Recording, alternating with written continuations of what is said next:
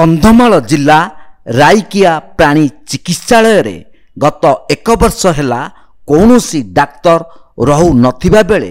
किंतु सबुदिन ऑफिस खोला रहुतिबा देखिबाकू मिलुअछि सत किंतु कौनसी डाक्तर प्राणी चिकित्सालय रे रहु नाहंती। पशु पक्षी मानक देह खराब बेले चिकित्सा न पाइबा कारणरू गाई गोरु मरी जाउछंती। गत 3 दिन हैला संतोष कुमार पंडा एवं श्यामसुंदर साहू नामक 2 जन व्यक्तिंक गाईर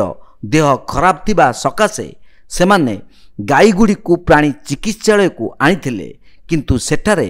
डाक्तर नथिबा देखि प्राणी डाक्तर आयुष्मान साहू को फोन जोगे जोगाजोग करथिले। डाक्तर चिकित्सालय को आनंतु बोली कहिथिले किंतु परितापर विषय गाई गुड़ी को चिकित्सालय को आनिबा बेले केही डाक्तर नथिबा गाई मालिक अभियोग करथिले जे आपण 3 दिन हैला गाई को डाक्तरखाना आनंतु बोली कहउचंती किंतु गाई को आनिबा समय रे डाक्तर आसुनांती बोली अभियोग करिसंती।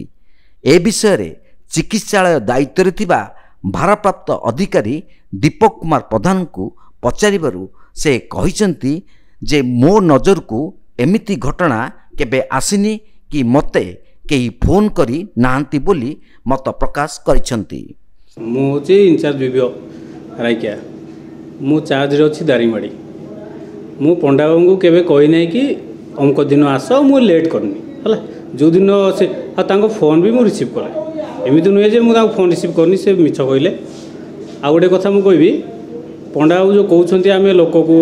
एपटे जो डकेलु कौन कलु ये सब मिछ कथा एक्चुअली आमर गाड़ी जो जाऊँगी वेरिफिकेशन पाई पंडा बाबू से जो अटकेले से असुविधा है तापर जो आमर VS पंडा बाबू को कही कि ट्रिटमेंट आम करदेवा आपण गाड़ीटा आनी किंतु तांकर असुविधा गोटे होगला ठीक टाइम रे तांको सेपटे गोटे पाबुरिया रे गोटे आमर ऑफिस काम चलची से बाबद वीडियो को भेटिया पड़ा सेठी वीडियो पर तहसीलदार सर गाई फोन कर 3 दिन है गाई आने बांधुंट एक्चुअली से पाबुरे सर से बोधे कथा पंडा बाबू किंतु मत परदिन कथा मुझे कथा जो दिन कथा से दिन बोधे पंडा बाबू ट्रिटमेंट हो मो स्टाफ मान को कहीकि ट्रिटमेंट कर अकाल पशु पक्षीर जीवन जाउची। राज्य सरकार प्राणी संपद सकाशे कोटी कोटी खर्च करुथिबा बेले कर्मचारी दायित्वहीनता सकाशे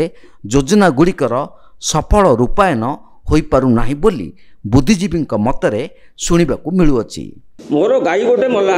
आसिला बेलू कौन सी डाक्टर गलेनी जेहेतु इन्शुरांस होता मु इन्शुरांस पाइलिनी 24 घंटा पर गाईटा को पोचिदेली ए डाक्तरखाना औषध टे मिलवाक ना कौन सी डाक्टर आसिक रही ना कौन ए सब धंदा गोपालन करूँ नचेत आम बंद करदेबू। गाई गोरुंको मालिक माने चिकित्सालय को दौड़ी दौड़ी नयांत हेउछंती। संतोष कुमार पंडांक 2टी गाई एवं श्यामसुंदर साहूंको गोटे गाई मरी जाइथिबा बेले डाक्तरंको दायित्वहीनता कारणरू श्यामसुंदर साहूंकर